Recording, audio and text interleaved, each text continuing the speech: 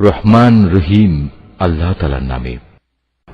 নারীদের মাঝে আগে থেকেই বিয়ের দুর্গে অবস্থানকারীদেরও তোমাদের জন্য হারাম করা হয়েছে, তবে যেসব নারী যুদ্ধবন্দী হয়ে তোমাদের অধিকারে এসে পড়েছে তারা ব্যতীত।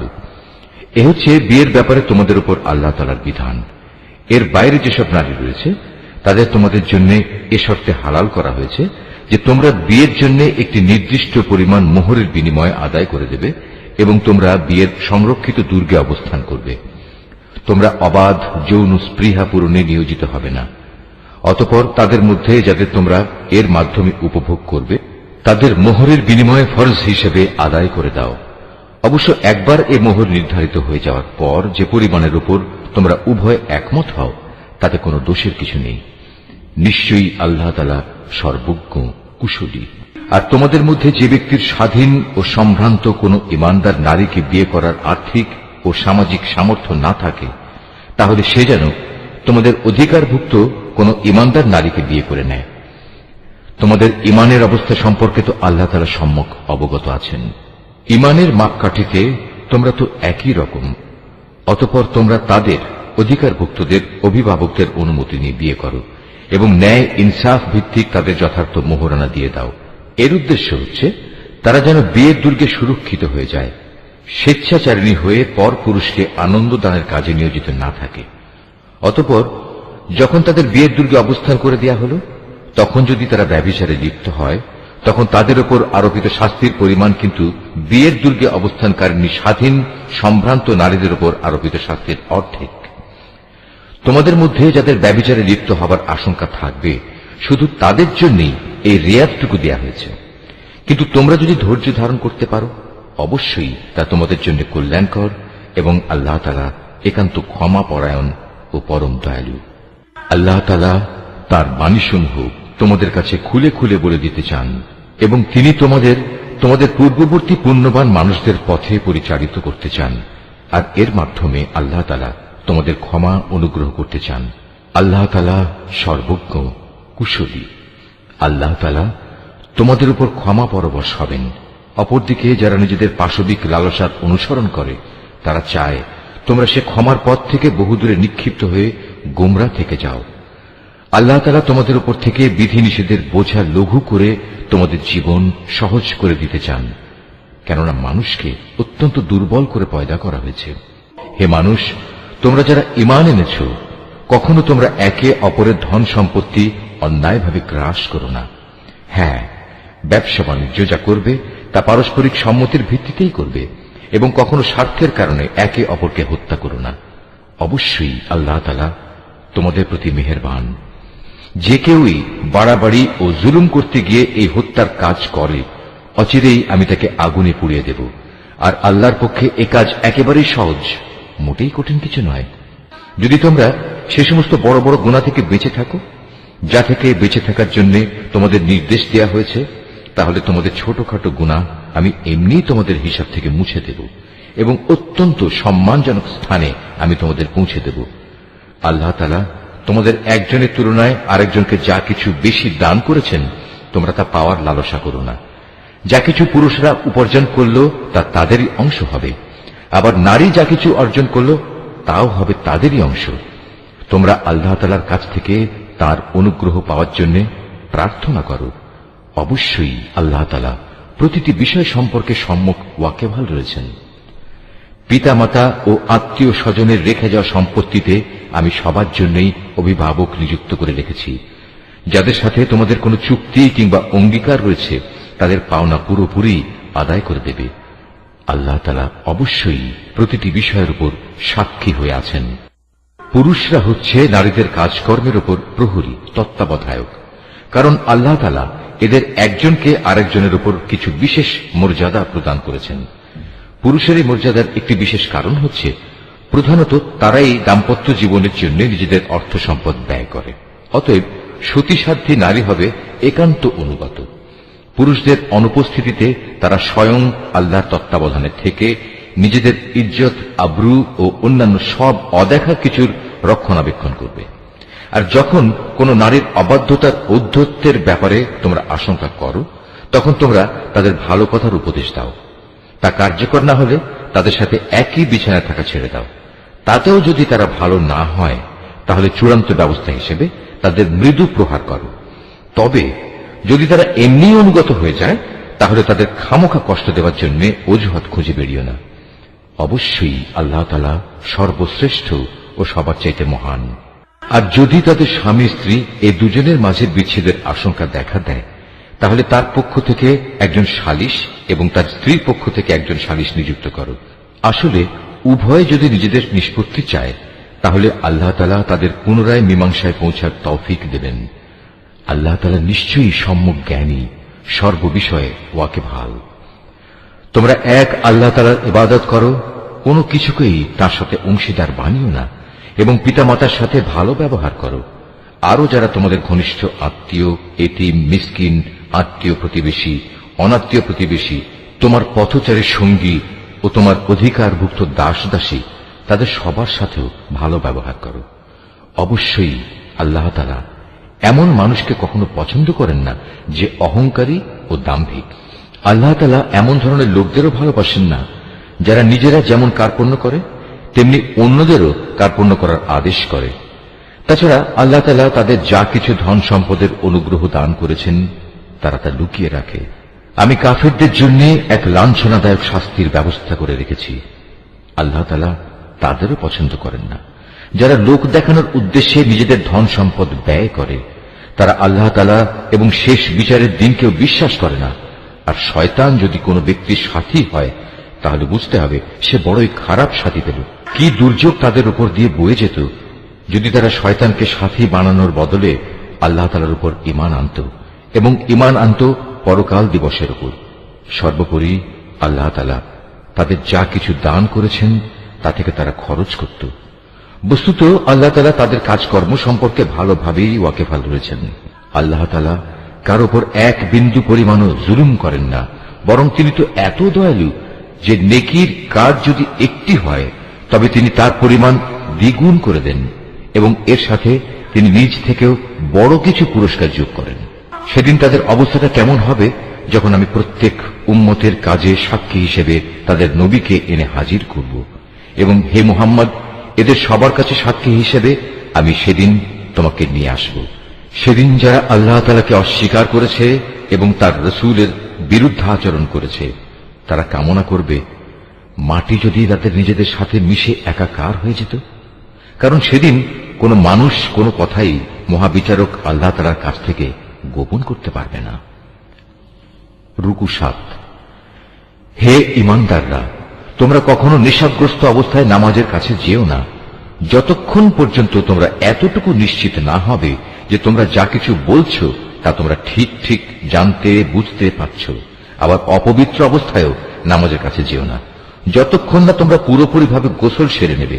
তবে পথচারী অবস্থায় থাকলে তা ভিন্ন কথা।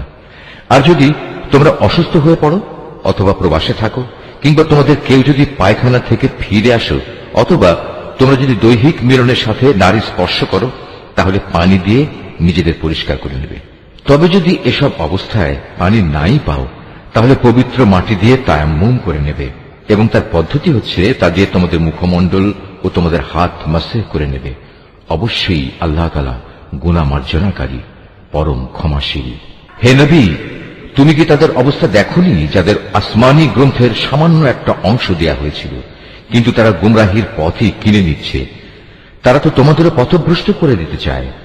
তোমাদের দুশমনদের আল্লাহ তাআলা ভালো করে জানেন। অভিভাবক হিসেবে যেমন আল্লাহ তাআলা যথেষ্ট, তেমনি সাহায্যকারী হিসেবেও আল্লাহ তাআলাই যথেষ্ট। ইহুদি জাতির মধ্যে কিছু লোক এমন আছে যারা রাসূলের কথাগুলো মূল অর্থের স্থান থেকে সরিয়ে বিকৃত করে দেয়, এবং তারা বলে আমরা শুনলাম এবং সাথে সাথে অমান্যও করলাম। আবার বলে আমাদের কথা শুনুন। আসলে ইসলামী জীবন বিধানে অপবাদ দানের উদ্দেশ্যে নিজেদের জিহ্বাকে কুঞ্চিত করে এরা বলে হে নবী, আপনি শুনুন। সাথে সাথেই বলে আপনার শ্রবণ শক্তি রহিত হয়ে যাক। অথচ এসব কথা না বলে তারা যদি বলতো হে নবী, আমরা আপনার কথা শুনলাম এবং তা মেনে নিলাম, এবং আপনি আমাদের কথা শুনুন, আমাদের প্রতি লক্ষ্য করুন, তাহলে এই বিষয়টা তাদের জন্য কতই না ভালো হতো। তাই হতো বরং তাদের জন্য সঙ্গত। কিন্তু সত্য অস্বীকার করার কারণে তাদের উপর আল্লাহ তাআলা অভিশাপ দিয়েছেন। অতঃপর তাদের সামান্য কিছু লোকই মাত্র ঈমান এনে থাকে। হে মানুষেরা, যাদের কিতাব দেওয়া হয়েছে, তোমরা সেই গ্রন্থের উপর ঈমান আনো যা আমি মুহাম্মাদের উপর নাজিল করেছি। এ হচ্ছে এমন এক কিতাব যা তোমাদের কাছে মজুদ পূর্ববর্তী কিতাবের সত্যতা স্বীকার করে। ঈমান আনো সে সময় আসার আগে, যখন আমি পাপিষ্ঠদের চেহারাসমূহ বিকৃত করে তাকে উল্টো দিকে ঘুরিয়ে দেব, অথবা ইহুদিদের পবিত্র দিন শনিবারের অবমাননাকারীদের প্রতি আমি যেভাবে অভিশাপ নাজিল করেছি, তেমনি কোন বড় বিপর্যয় আসার আগেই ঈমান আনো। আর আল্লাহ তাআলার হুকুম সে তো অবধারিত। নিঃসন্দেহে আল্লাহ তাআলা কখনো সে গুনাহ মাফ করবেন না যেখানে তার সাথে কাউকে শরীক করা হয়। এছাড়া অন্য সব গুনাহ তিনি যাকে ইচ্ছা ক্ষমা করে দেন। যে ব্যক্তি আল্লাহর সাথে কাউকে অংশীদার বানালো, সে সত্যি একটা বড় ধরনের মিথ্যা রচনা করল এবং একটা মহা পাপে নিজেকে জড়ালো। হে নবী, তুমি কি তাদের অবস্থা দেখোনি যারা নিজেদের খুব পবিত্র মনে করে, অথচ আল্লাহ তাআলা যাকে ইচ্ছা তাকেই পবিত্র করেন, এবং যারা অপবিত্র তাদের উপর এক বিন্দু পরিমাণও জুলুম করা হবে না। এদের প্রতি তাকিয়ে দেখো কিভাবে এরা আল্লাহ তাআলা সম্পর্কে মিথ্যা অপবাদ রটিয়ে যাচ্ছে। প্রকাশ্য গুনাহ হিসাবে এটাই তো এদের জন্য যথেষ্ট। তুমি কি তাদের অবস্থা দেখোনি যাদের আল্লাহ তাআলার কিতাবের কিছু অংশ দান করা হয়েছিল? তারা আস্তে আস্তে নানা ধরনের ভিত্তিহীন অমূলক জাদুমন্ত্র জাতীয় জিনিস ও বহুতর মিথ্যা মাবুদের উপর ঈমান আনতে শুরু করল, এবং কাফেরদের সম্পর্কে তারা বলতে লাগল, ঈমানদারদের তুলনায় এরাই তো সঠিক পথের উপর রয়েছে। এরাই হচ্ছে সেই হতভাগ্য মানুষগুলো যাদের উপর আল্লাহ তাআলা অভিসম্পাত করেছেন। আর আল্লাহ তাআলা যার উপর অভিশাপ পাঠান তার জন্য তুমি কোনো সাহায্যকারী পাবে না। অথবা এরা কি মনে করে যে তাদের ভাগে রাজত্ব ও প্রাচুর্য সংক্রান্ত কিছু বরাদ্দ করা আছে? যদি সত্যি সত্যি তেমন কিছু এদের দেওয়া হতো, তাহলে এরা তো খেজুর পাতার একটি ঝিল্লিও কাউকে দিতে চাইত না। অথবা এরা কি অন্যান্য মানব সন্তানদের ব্যাপারে হিংসা বিদ্বেষ পোষণ করে, যাদের আল্লাহ তাআলা নিজস্ব ভান্ডার থেকে জ্ঞান, কৌশল ও রাজনৈতিক ক্ষমতা দান করেছেন? অথচ আমি তো ইব্রাহিমের বংশধরদেরও আমার গ্রন্থ ও সেই গ্রন্থলব্ধ জ্ঞান বিজ্ঞান দান করেছিলাম। এর সাথে আমি তাদের এক বিশাল পরিমাণ রাজত্বও দান করেছিলাম। কিন্তু তাদের মধ্যে অল্প কিছু লোকই তার উপর ঈমান এনেছে, আবার কেউ কেউ তার থেকে মুখ ফিরিয়ে নিয়েছে। এদের পুড়িয়ে দেওয়ার জন্য জাহান্নামী যথেষ্ট। যারা আমার আয়াতসমূহ অস্বীকার করেছে তাদের আমি অচিরেই জাহান্নামের আগুনে পুড়িয়ে দেব।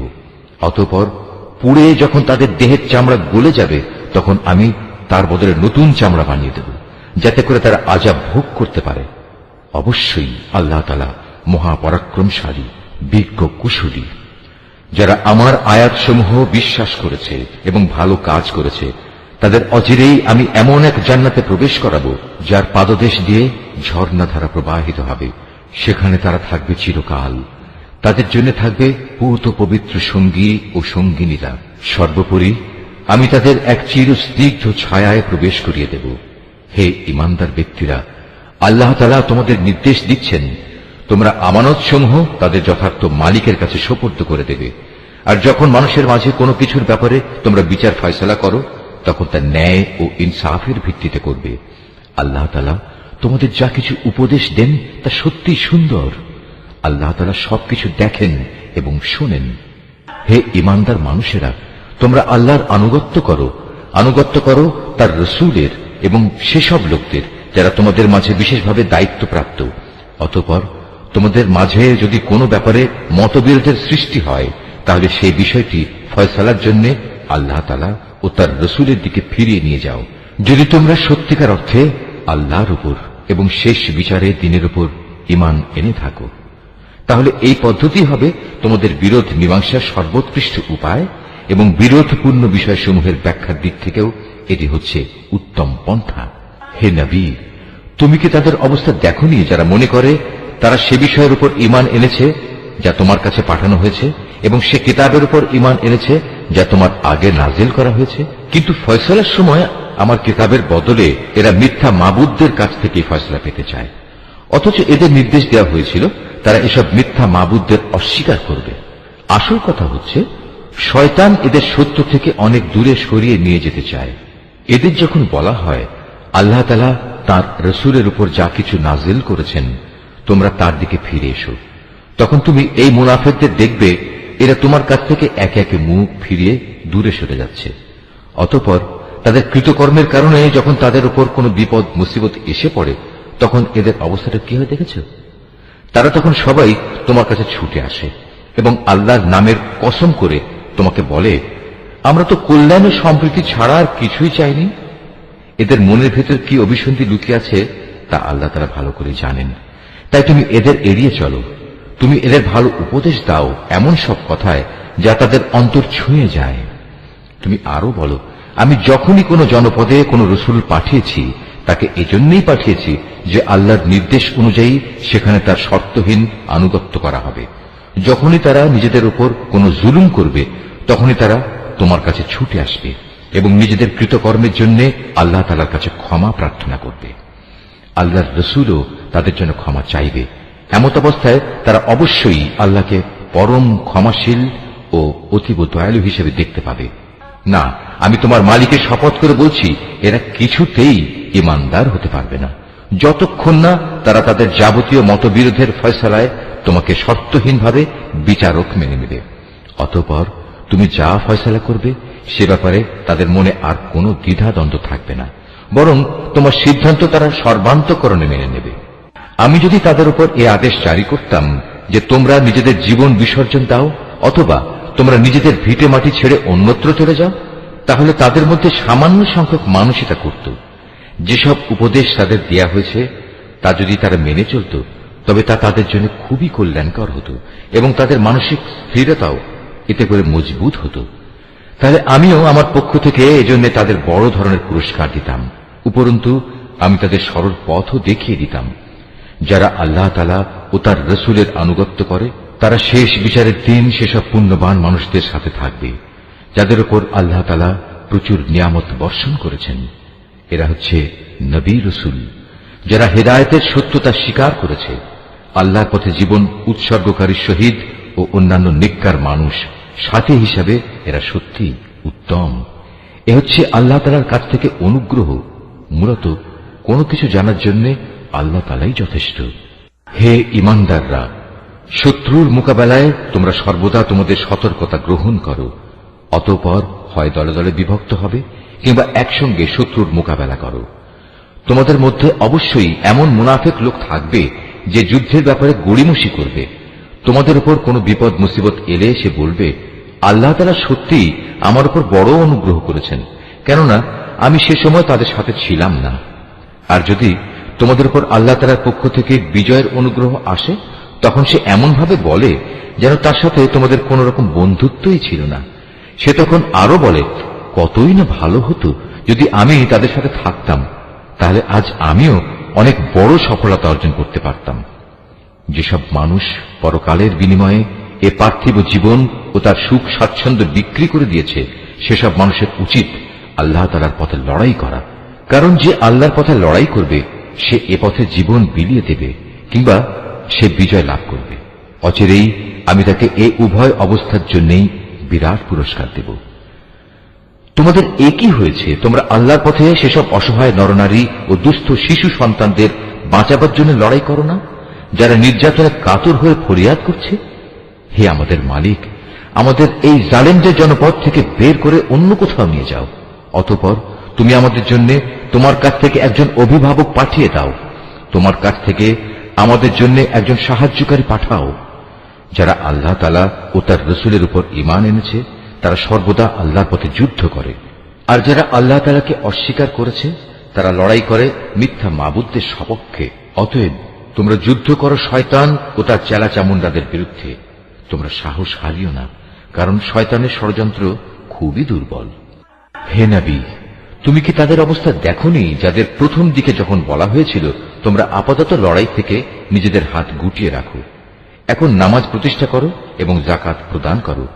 তখন তারা জিহাদের জন্য অস্থির হয়ে পড়েছিল, অথচ যখন পরবর্তী সময়ে তাদের উপর সত্যি সত্যি লড়াইয়ের হুকুম নাজিল করা হলো তখন এদের একদল লোক তো প্রতিপক্ষের মানুষদের এমন ভাবে ভয় করতে শুরু করলো যেমনি ভয় শুধু আল্লাহ তাআলাকেই করা উচিত, ক্ষেত্র বিশেষে তার চাইতেও বেশি। তারা আরো বলতে শুরু করলো, হে আমাদের মালিক, তুমি আমাদের উপর যুদ্ধের এ হুকুম এত তাড়াতাড়ি জারি করতে গেলে কেন? কত ভালো হতো যদি তুমি আমাদের সামান্য কিছুটা অবকাশ দিতে। হে নবী, তুমি বলো, দুনিয়ার এ ভোগ সামগ্রী অত্যন্ত সামান্য। যে ব্যক্তি আল্লাহ তাআলাকে ভয় করে তার জন্য পরকাল অনেক উত্তম, আর সেই পরকালে তোমাদের উপর কণা মাত্র অবিচার করা হবে না। তোমরা যেখানেই থাকো না কেন, মৃত্যু এসে তোমাদের নাগাল পাবেই। এমনকি তোমরা যদি কোনো মজবুত দুর্গেও থাকো, সেখানেও মৃত্যু এসে হাজির হবে। এদের অবস্থা হচ্ছে, যখন কোনো কল্যাণ তাদের স্পর্শ করে তখন তারা বলে, হ্যাঁ, এ তো আল্লাহর পক্ষ থেকেই এসেছে। অপরদিকে যখন তাদের কোনো ক্ষতি ও অকল্যাণ স্পর্শ করে তখন তারা বলে, এসব তো এসেছে তোমার কাছ থেকে। তুমি তাদের বলে দাও, কল্যাণ অকল্যাণ সব কিছুতে আসে আল্লাহর পক্ষ থেকে। এই জাতির হয়েছে কি? এরা মনে হয় কথাটি বুঝতেই চায় না। যে কল্যাণই তুমি লাভ করো না কেন, মনে রেখো তা আল্লাহর পক্ষ থেকেই আসে। আর যেটুকু অকল্যাণ তোমার উপর আসে তা আসে তোমার নিজের কর্মদোষের কারণে। আমি তোমাকে মানুষদের জন্য রসুল বানিয়ে পাঠিয়েছি, আর সাক্ষী হিসেবে তো আল্লাহ তাআলাই যথেষ্ট। যে ব্যক্তি রসুলের আনুগত্য করে সে যেন আল্লাহরই আনুগত্য করে, আর যে ব্যক্তি তার আনুগত্য থেকে মুখ ফিরিয়ে নেয় তাদের উপর মনে রেখো আমি তোমাকে প্রহরী বানিয়ে পাঠাইনি। তারা মুখে মুখে বলে, আমরা তোমার আনুগত্য স্বীকার করি, কিন্তু তারা যখন তোমার কাছ থেকে দূরে সরে যায় তখন তাদের একদল লোক রাতের অন্ধকার সময়ে একত্রিত হয়ে ঠিক তুমি যা বলো তার বিরুদ্ধেই সলা পরামর্শ করে বেড়ায়। তারা রাতের বেলায় যা কিছু করে আল্লাহ তাআলা সেসব কর্মকাণ্ডগুলো ঠিক মতোই লিখে রাখছেন। অতএব তুমি এদের উপেক্ষা করে চলো এবং সর্ববিষয়ে শুধু আল্লাহ তাআলার উপরই ভরসা রাখো। অভিভাবক হিসেবে তো আল্লাহ তাআলাই যথেষ্ট। এরা কি কোরআন ও তার সূত্র নিয়ে চিন্তা গবেষণা করে না? এই গ্রন্থটা যদি আল্লাহ তাআলা ছাড়া অন্য কারো কাছ থেকে আসত তাহলে তাতে অবশ্যই তারা অনেক গরমিল দেখতে পেত। এদের কাছে যখনই নিরাপত্তা কিংবা ভয়ের কোনো খবর আসে তখন সত্য মিথ্যা না জেনেই এরা তা প্রচার করে বেড়ায়।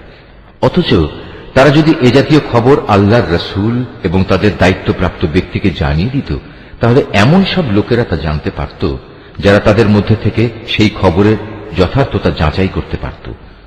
যদি তোমাদের উপর আল্লাহর অনুগ্রহ না থাকত তাহলে এ প্রচারণার ফলে হাতে গোনা কিছু লোক ছাড়া তোমাদের অধিকাংশ লোকই শয়তানের অনুসারী হয়ে যেত। অতএব হে নবী, তুমি আল্লাহর পথে লড়াই করো, কেননা তোমাকে শুধু তোমার কাজকর্মের জন্যই দায়ী করা হবে এবং তুমি তোমার সাথী মোমেনদের আল্লাহ তাআলার পথে লড়াই করতে উদ্বুদ্ধ করতে থাকো। আল্লাহ তাআলা হয়তো অচিরেই এ কাফেরদের শক্তি চূর্ণ বিচূর্ণ করে দেবেন, কারণ আল্লাহ তাআলা শক্তিতে প্রবলতর, আবার শাস্তি দানেও তিনি কঠোরতর।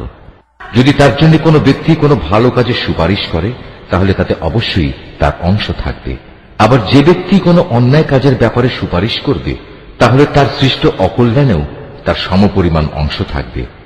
আল্লাহ তাআলাই তোমাদের সব ধরনের কাজের একক নিয়ন্ত্রণকারী।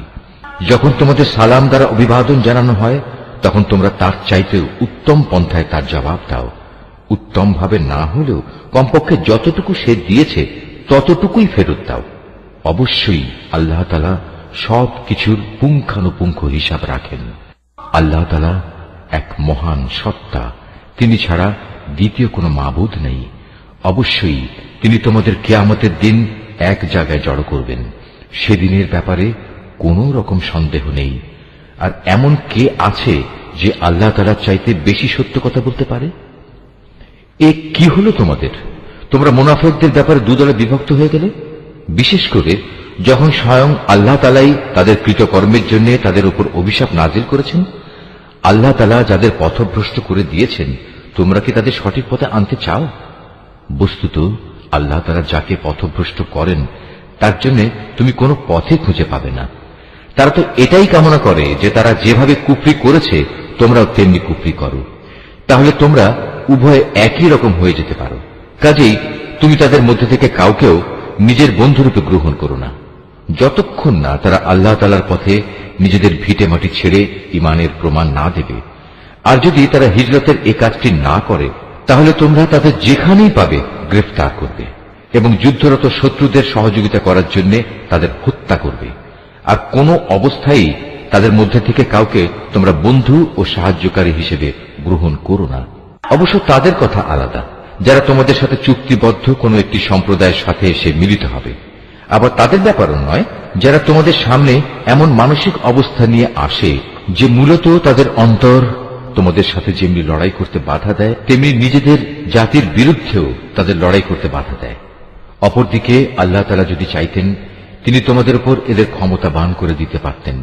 তেমন অবস্থায় তারা অবশ্যই তোমাদের সাথে লড়াই করত। অতএব এরা যদি তোমাদের কাছ থেকে আলাদা হয়ে যায়, ময়দানের লড়াই থেকে বিরত থাকে এবং তোমাদের কাছে শান্তি ও সন্ধির প্রস্তাব পাঠায়, তাহলে তাদের বিরুদ্ধে অভিযানের কোনো পন্থাই আল্লাহ তাআলা তোমাদের জন্য উন্মুক্ত রাখেননি।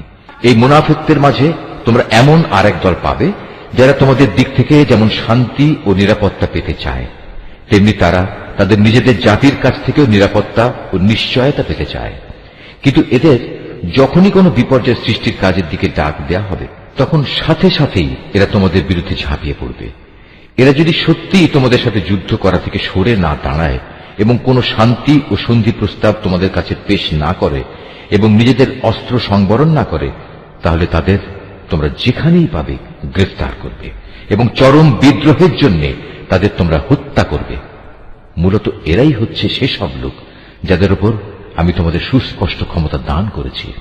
এটা কোনো ইমানদার ব্যক্তির কাজ নয় যে সে আরেকজন ইমানদার ব্যক্তিকে হত্যা করবে। অবশ্য ভুলবশত করে ফেললে তা সম্পূর্ণ ভিন্ন কথা।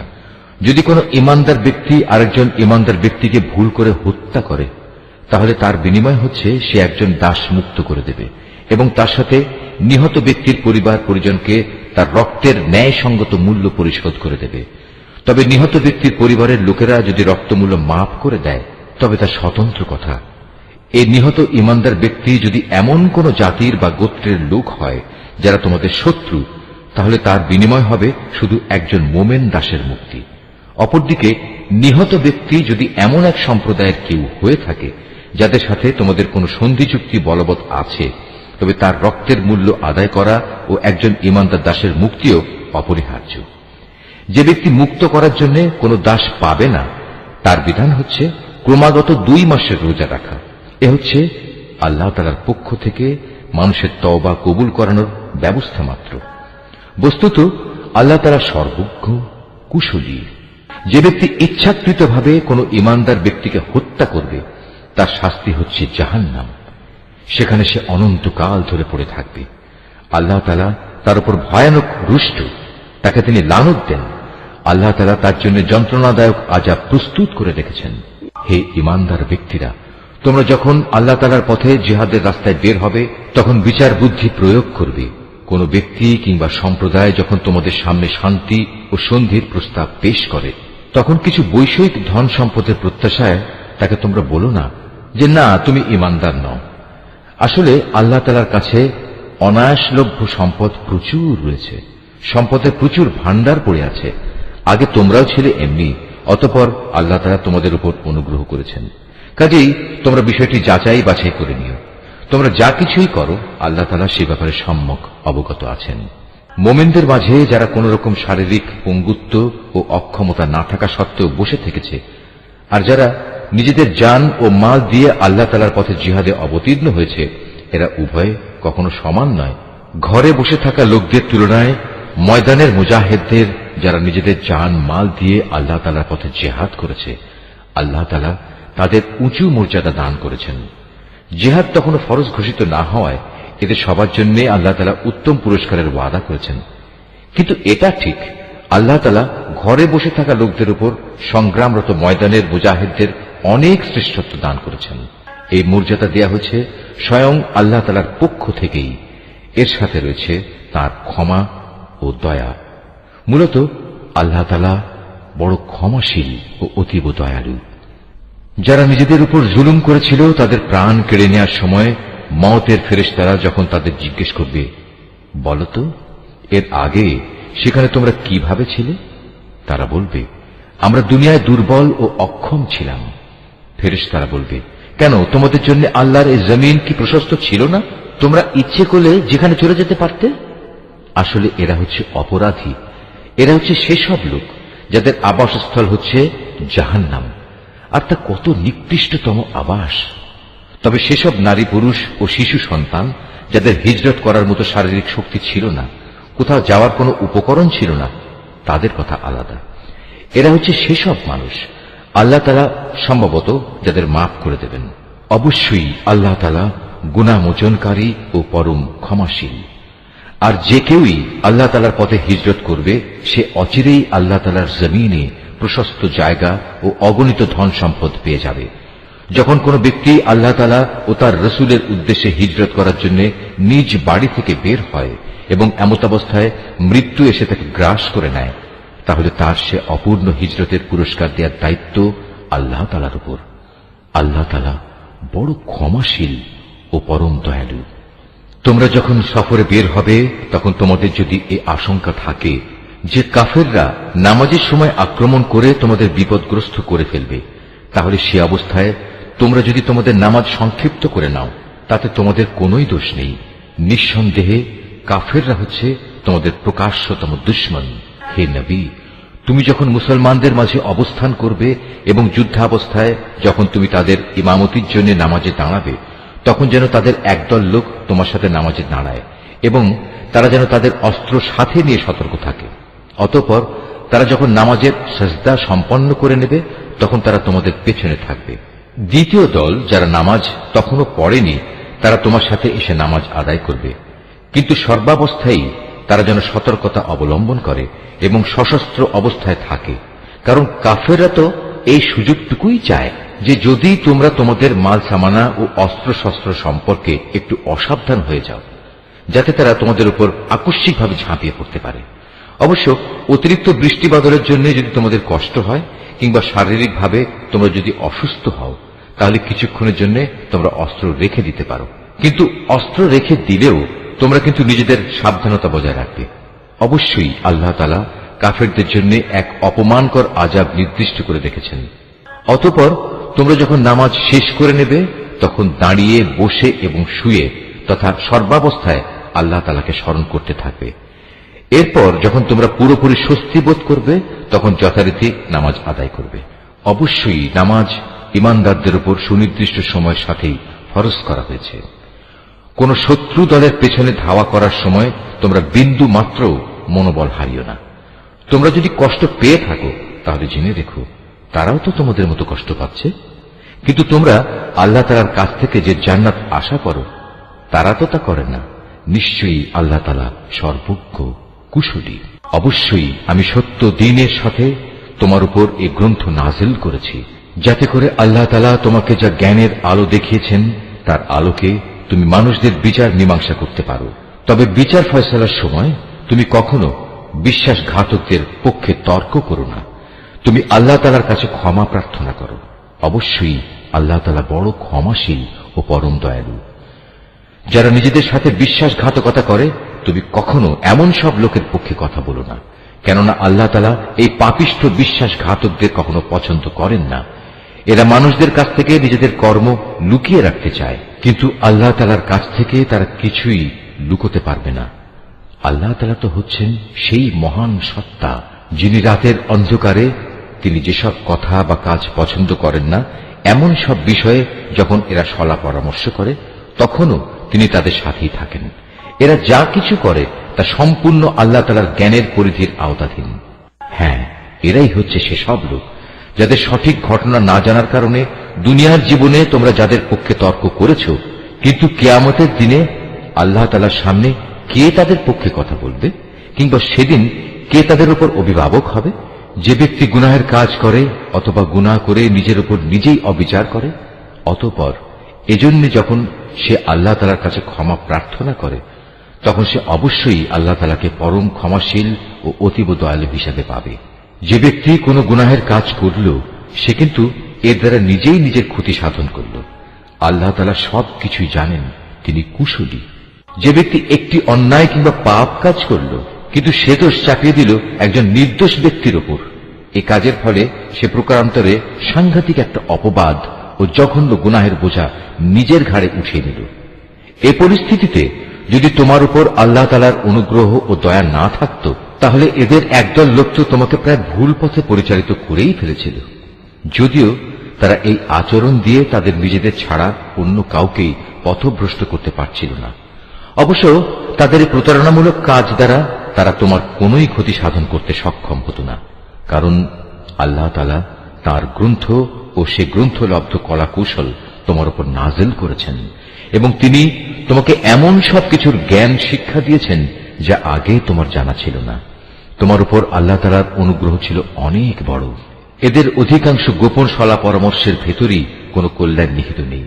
তবে যদি কেউ এর দ্বারা কাউকে কোনো দান খয়রাত, সৎ কাজ ও অন্য মানুষের মাঝে শান্তি ও সম্প্রীতি স্থাপনের আদেশ দেয়, তা ভিন্ন কথা। আর আল্লাহ তাআলার সন্তুষ্টি অর্জনের লক্ষ্যে যদি কেউ এসব কাজ করে, তাহলে অতি শীঘ্রই আমি তাকে মহাপুরস্কার দেব। আবার যে ব্যক্তি তার কাছে প্রকৃত সত্য স্পষ্ট হয়ে যাওয়ার পর রসুলের বিরুদ্ধে আচরণ করবে এবং ইমানদারদের পথ ছেড়ে বেঈমান লোকদের নিয়ম নীতির অনুসরণ করবে, তাকে আমি সেদিকেই পরিচালিত করব যেদিকে সে চলতে চেয়েছে। এর শাস্তি হিসেবে তাকে আমি জাহান্নামের আগুনে পুড়িয়ে দেব, আর তা কত নিকৃষ্ট আবাসস্থল। আল্লাহ তাআলা এ বিষয়টি ক্ষমা করবেন না যে তার সাথে কোন রকম শরীক করা হবে। এছাড়া অন্য সকল গুনাহ তিনি যাকে ইচ্ছা করেন তাকে ক্ষমা করে দিতে পারেন। তাই যে ব্যক্তি আল্লাহ তাআলার সাথে কাউকে শরীক করল, সে মূলত চরমভাবে গোমরাহ হয়ে গেল। আল্লাহকে ছাড়া এর আর কাকে ডাকে?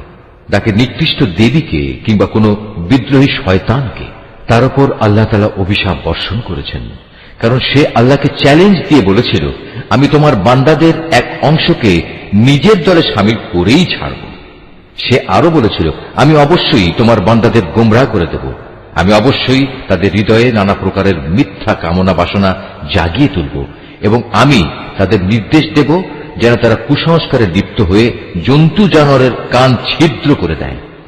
আমি তাদের আরো নির্দেশ দেব যেন তারা আল্লাহ তাআলার সৃষ্টিকে বিকৃত করে দেয়।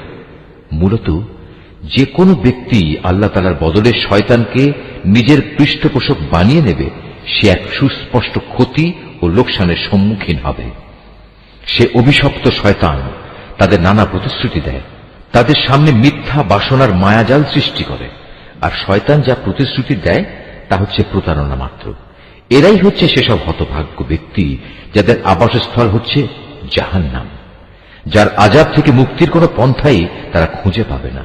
অপরদিকে যারা শয়তানের প্রতিশ্রুতি উপেক্ষা করে আল্লাহ তাআলার উপর ঈমান আনবে এবং ভালো কাজ করবে, তাদের আমি অচিরেই এমন এক জান্নাতে প্রবেশ করাবো যার তলদেশ দিয়ে ঝর্ণাধারা বইতে থাকবে।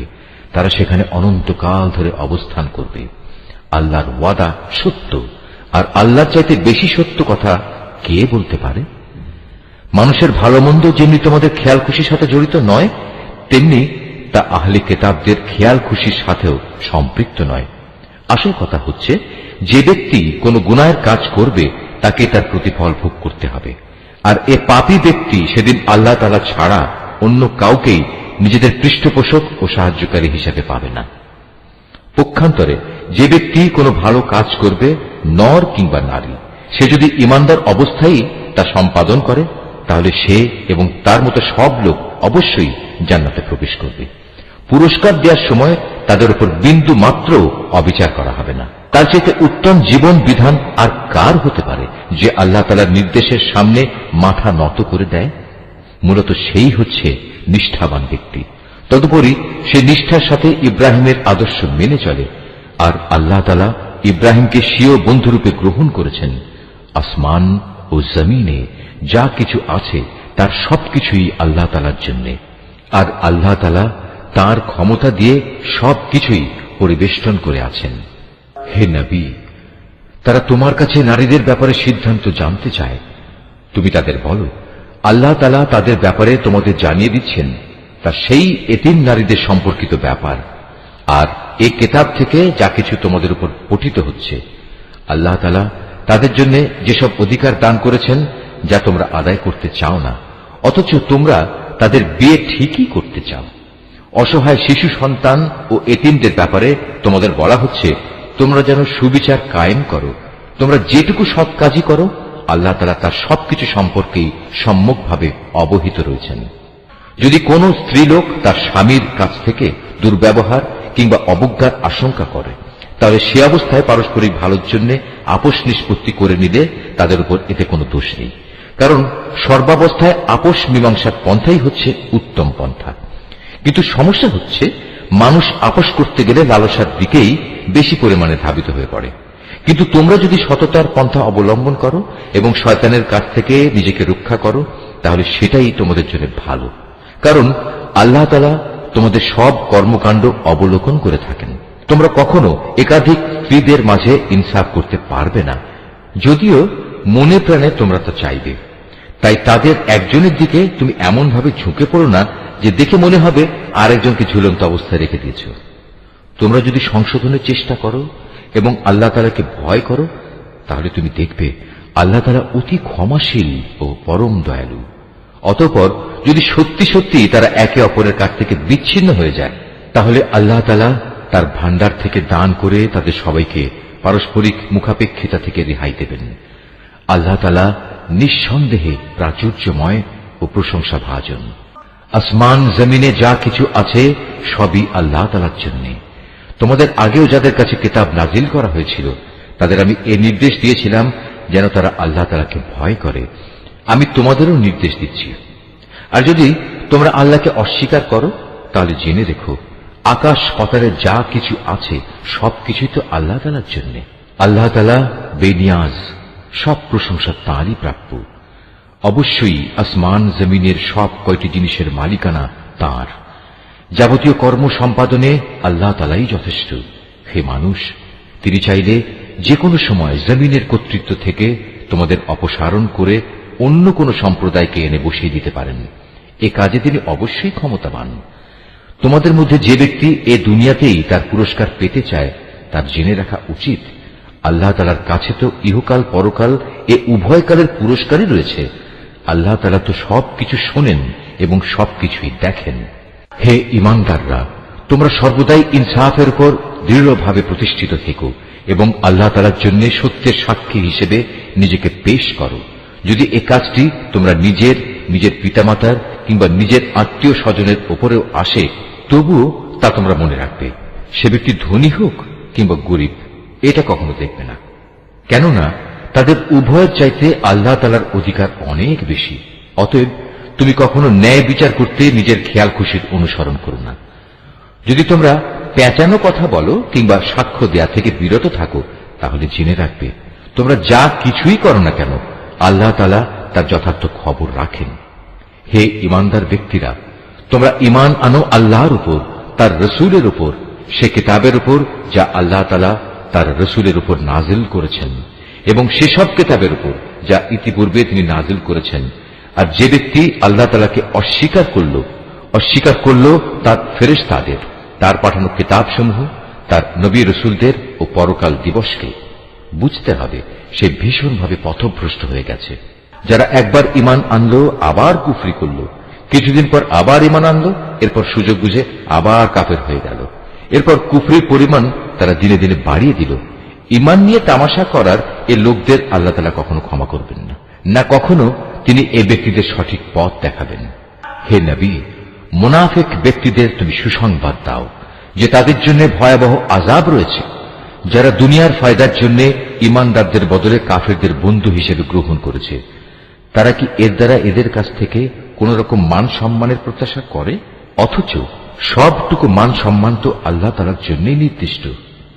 আল্লাহ তাআলা ইতিপূর্বেও এ কিতাবের মাধ্যমে তোমাদের উপর আদেশ নাজিল করেছিলেন যে তোমরা যখন দেখবে কাফেরদের কোন বৈঠকে আল্লাহ তাআলা নাজিল করা কোন আয়াত অস্বীকার করা হচ্ছে এবং তার সাথে ঠাট্টা বিদ্রূপ করা হচ্ছে, তখন তোমরা তাদের সাথে এ ধরনের মজলিসে বসো না, যতক্ষণ না তারা অন্য কোনো আলোচনায় লিপ্ত হয়।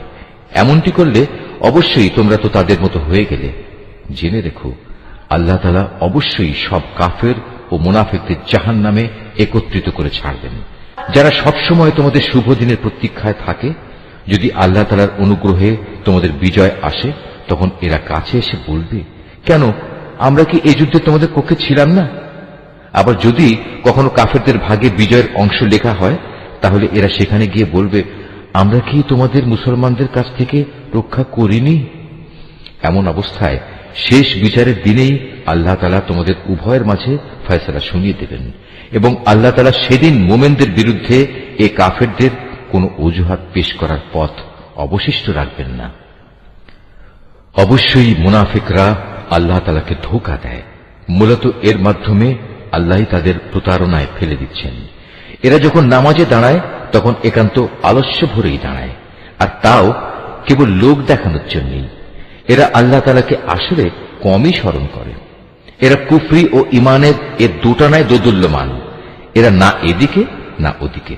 তুমি সে ব্যক্তিকে কখনো সঠিক পথ দেখাতে পারবে না যাকে আল্লাহ তাআলাই গুমরাহ করে দেন। হে ইমানদার বান্দারা, তোমরা ইমানদার ব্যক্তিদের বাদ দিয়ে কাফেরদের নিজেদের বন্ধুরূপে গ্রহণ করো না। তোমরা কি তাদের বন্ধুরূপে গ্রহণ করে আল্লাহ তাআলার কাছে তোমাদের বিরুদ্ধে কোন সুস্পষ্ট প্রমাণ তুলে দিতে চাও? এ কাফের ও মুনাফিকরা জাহান্নামের সর্বনিম্ন স্তরে অবস্থান করবে। তুমি সেদিন তাদের জন্য কোনো সাহায্যকারী খুঁজে পাবে না। তবে তাদের কথা আলাদা, যারা তওবা করে এবং পরবর্তী জীবন সংশোধন করে নেয়, আল্লাহ তাআলার রশি শক্ত করে ধরে রাখে এবং একমাত্র আল্লাহ তাআলার উদ্দেশ্যেই স্বীয় জীবন বিধান একনিষ্ঠ করে নেবে। এসব লোকেরা অবশ্যই সেদিন বিশ্বাসী বান্দাদের সাথে অবস্থান করবে, আর অচিরেই আল্লাহ তাআলা তার ইমানদার বান্দাদের বড় ধরনের পুরস্কার দেবেন।